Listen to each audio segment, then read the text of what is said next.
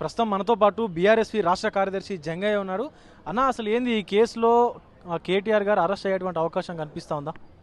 ఇందులో ఎటువంటి అవినీతి లేదు. ఆ, ఇంకెక్కడ అరెస్ట్ అవుతారు? మాకు భారత రాజ్యాంగం మీద మాకు నమ్మకం ఉన్నది, భారత రాష్ట్రంలో ఉన్నటువంటి హైకోర్టుల మీద మాకు నమ్మకం ఉన్నది. ఇందులో ఎటువంటి అవినీతి లేదు. జరిగినటువంటి ఆ అమౌంట్ కూడా ఓన్లీ బ్యాంకింగ్ ద్వారానే అక్కడ వెళ్ళడం జరిగింది.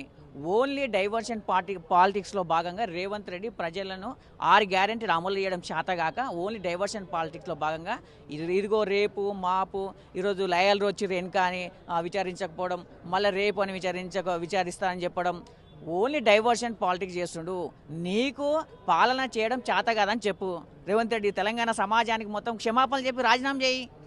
నాకు పాలన చేయడం చేతన అయితే లేరా బాబు అని తెలంగాణ సమాజానికి చెప్పి రాజీనామా చేయరా బాబు. మా ప్రభుత్వం అని వచ్చైనా పరిపాలిస్తుందని జరుగుతుంది.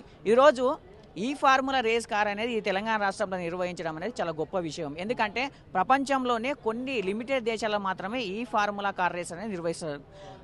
అట్లాంటి కార్ రేసుని ఇక్కడ తెలంగాణ రాష్ట్రంలో నిర్వహించే భారతదేశంలోనే మొట్టమొదటిసారిగా తెలంగాణ రాష్ట్రంలో నిర్వహించారు.